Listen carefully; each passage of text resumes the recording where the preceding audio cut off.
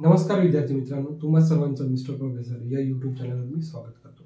बघा, तुम्ही थंबनेल बघितलेलंच आहे की तुम्ही जो काही महाराष्ट्र सिटीमध्ये जो काही स्कोर केला, ओके, आणि त्या स्कोरच्या रिलेटेड, त्या स्कोरच्या करस्पॉन्डिंग, ओके, तुमचं काय पर्सेंटाईल राहायला पाहिजे. ठीक आहे. हा जो काही कॉन्सेप्ट आहे, ओके, यावर आपण सविस्तर डिस्कशन करूया. ओके, यावर मी रील्स पण टाकलेले आहे. ओके, आणि हा व्हिडिओ जास्तीत जास्त म्हणजे तुमच्या मित्रांकडून पर्यंत शेअर करण्याला विसरू नका, कारण की महत्त्वाचा विषय आहे. म्हणजे तुमचा जो काही स्कोर तुम्ही प्राप्त केला आहे, त्या स्कोर रिलेटेड तुमचा करस्पॉन्डिंग पर्सेंटेज कसा बनतो, ओके, याविषयी आपण या व्हिडिओमध्ये सविस्तर डिस्कशन करणार आहे.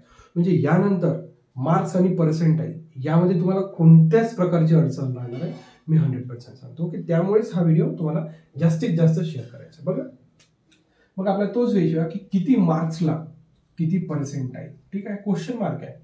म्हणजे तुम्हाला किती मार्क्स मिळाले आणि त्या मार्क्स वरनं जे काही पर्सेंटाईल येतात ते कसे येतात. ठीक आहे, याबद्दल आपण डिस्कशन करूया. बघा, सर्वप्रथम तर पर्सेंटाईलचा जो काही फॉर्म्युला आहे त्या फॉर्म्युलाकडे सर्वप्रथम लक्ष द्या.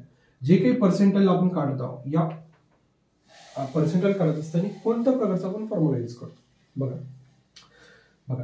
हा फॉर्म्युला आहे. Number of students who scored less than or equal to your score. ठीक आहे. ओके, त्याला ब्रॅकेट केलं आणि या पूर्ण टर्मला आपण ए या सिम्बॉलने डिनोट केलं, divided by total number of candidates.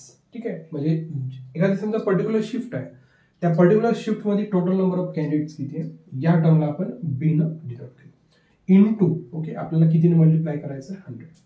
तर हा फॉर्म्युला घेऊन आपण एखादं एक्झाम्पल घेऊन, ओके, आपण क्लिअर कट अंडरस्टँड करू शकतो की आपले पर्सेंटेज कसे कॅल्क्युलेट करते. बघा, एक पर्टिक्युलर शिफ्ट आहे, हिला शिफ्ट 1 म्हटलं. ओके, बघा, म्हणजे आणि त्या शिफ्ट मध्ये, ओके, तुमचा समजा स्कोर आला 120 मार्क्स, काही हरकत नाही. ठीक आहे, आणि त्या पर्टिक्युलर शिफ्ट मध्ये, ओके, ए हा सिम्बॉल काय डिनोट करतो की त्या पर्टिक्युलर शिफ्ट मध्ये तुम्हाला किती मार्क्स आले, 120.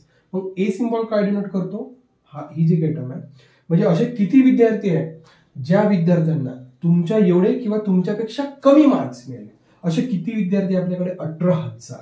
ओके, आणि टोटल नंबर ऑफ विद्यार्थी त्या पर्टिक्युलर शिफ्ट मध्ये किती आहे, 20,000. Total number of candidates, okay, appeared for that particular shift. म्हणजे शिफ्ट, पहिल्या शिफ्ट मध्ये माझा स्कोर आला होता 120, ओके, तुमचा, आणि त्या पर्टिक्युलर शिफ्ट मध्ये किती विद्यार्थी होते, 20,000. 20,000 विद्यार्थ्यांपैकी 18,000 विद्यार्थी असे आहे की ज्यांचा स्कोर 120 आला असणार किंवा त्यांच्यापेक्षा कमी. क्लिअर. मग या फॉर्म्युलामध्ये आपण जो काही पूर्ण डाटा आहे तो आपण पुट करतो. बघा, पर्सेंटाईल कॅल्क्युलेट करतोय. ए डाटा कशासाठी आहे की नंबर ऑफ स्टुडंट्स, ओके, ज्यांनी माझ्यापेक्षा किंवा माझ्या एवढे स्कोर केला, अशी किती, 18,000, डिवायडेड बाय त्या शिफ्ट मध्ये किती विद्यार्थी बसले, 20,000, इनटू काय केलं आपण, 100. ठीक आहे, याचा जर सिंपल कॅल्क्युलेशन केला तर 90%. म्हणजे या पर्टिक्युलर शिफ्ट मध्ये एवढे विद्यार्थी असताना, ओके, मी 120 स्कोर केला होता आणि माझ्या एवढा स्कोर किंवा माझ्यापेक्षा कमी 18,000 विद्यार्थ्यांचा होता, त्या पर्टिक्युलर शिफ्ट मध्ये माझे पर्सेंटाईल झाले 90%. ठीक आहे, याच्यात तुम्हाला कोणत्याच प्रकारचा प्रॉब्लेम असायला नको. माझे किती पर्सेंटाईल झाले, 90, काही प्रॉब्लेम. ठीक आहे, आपण एक एक्झाम्पल घेतलं. परत एक एक्झाम्पल घेऊया. शिफ्ट दुसरी आहे, ओके, तुमचा मित्र आहे की त्याचा स्कोर आहे 140. सेकंड शिफ्ट चेंज झाली, डेट चेंज झाली, सगळं चेंज झालं. ठीक आहे, तुमचा एक मित्र आहे, त्याचा स्कोर आला 140, आणि त्या पर्टिक्युलर शिफ्ट मध्ये आपल्याला बघायचं आहे की किती विद्यार्थी बसलेले आहे, 20,000, काही प्रॉब्लेम नाही. मग असे किती विद्यार्थी आहे की ज्यांचा स्कोर तुमचा स्कोर एवढा किंवा तुमच्या स्कोरपेक्षा कमी, असे किती विद्यार्थी आहे, 16,000, काही प्रॉब्लेम नाही. ठीक आहे, मग आपण पर्सेंटाईलचा हाच फॉर्म्युला यूज केला. म्हणजे किती विद्यार्थी बसले होते, 20,000. ओके, किती विद्यार्थ्यांनी तुमच्या एवढा किंवा तुमच्यापेक्षा कमी स्कोर केला, 16,000. तर पर्सेंटाईल किती झाले, 80. म्हणजे तुमच्या मित्राचे त्या पर्टिक्युलर शिफ्ट मध्ये तुमच्यापेक्षा मार्क जास्त होते. तुम्हाला मार्क किती होते, फक्त 120, तरी तुम्हाला 90% आले.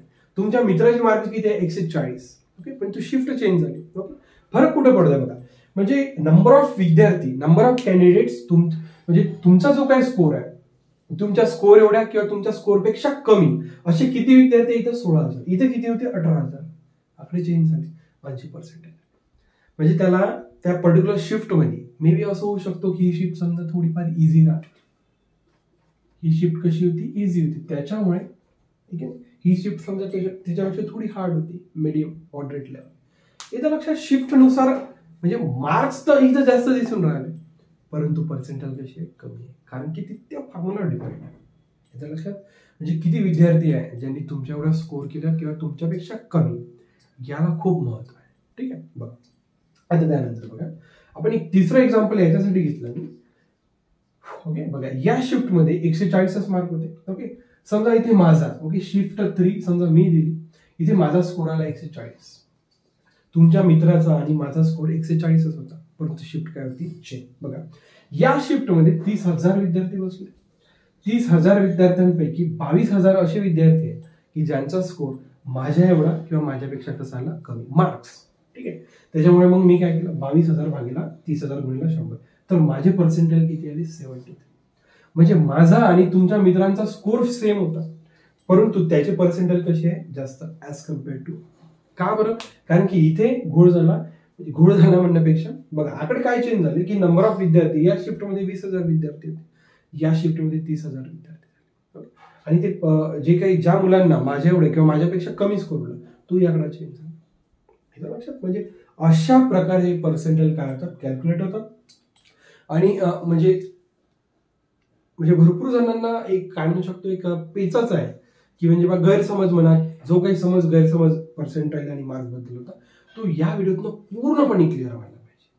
कोणत्याच प्रकारचा इथे प्रॉब्लेम नाही, कोणत्याच प्रकारचा अर्थ नाही, एकदम क्लिअर कट मी सांगितलेलं आहे. म्हणजे भलेही तुम्हाला मार्क्स सेम राहिले तरी पर्टिक्युलर त्या शिफ्ट मध्ये बसणारे विद्यार्थी आणि तुम्ही घेतलेला स्कोर, तुम्ही घेतलेले मार्क आणि मग नंबर ऑफ स्टुडंट किती तुमच्या मार्क्स एवढे आले किंवा तुमच्या मार्क्सपेक्षा कमी आहे असे विद्यार्थी, या कॅल्क्युलेशन्स वरनं तुमचं पर्सेंटेज काय होतं, चेंज होतं. आता लक्षात म्हणजे एखादा पर्टिक्युलर शिफ्टमध्ये तुम्हाला मार्क जास्त आहे याचा अर्थ असा नाही किंवा तुमचे पर्सेंटेज जास्त राहणार नाही. इथं लक्षात ते या 2 फॅक्टरवर डिपेंड आहे, जो काही ए फॅक्टर आहे आणि बी. म्हणजे नंबर ऑफ कॅन्डिडेट्सच्या पर्टिक्युलर शिफ्टमध्ये किती विद्यार्थी बसले आणि किती विद्यार्थी तुमच्या एवढा किंवा तुमच्यापेक्षा कमी स्कोर करतो, या सगळ्या गोष्टीवर, या सगळ्या फॅक्टरवर पर्सेंटेज डिपेंड. आणि पर्सेंटेजचं अतिशय सिंपल फॉर्म्युला. ठीक आहे. म्हणजे तुमच्या कोणत्याही मित्रांना ओके कोणत्याही प्रकारचा जर मार्क्स आणि पर्सेंटेजवरचा जर तुम्हाला प्रॉब्लेम राहिला तर हा व्हिडिओ त्यांच्यापर्यंत जास्तीत जास्त शेअर करायला विसरू नका. So thank you for watching. See in the next video.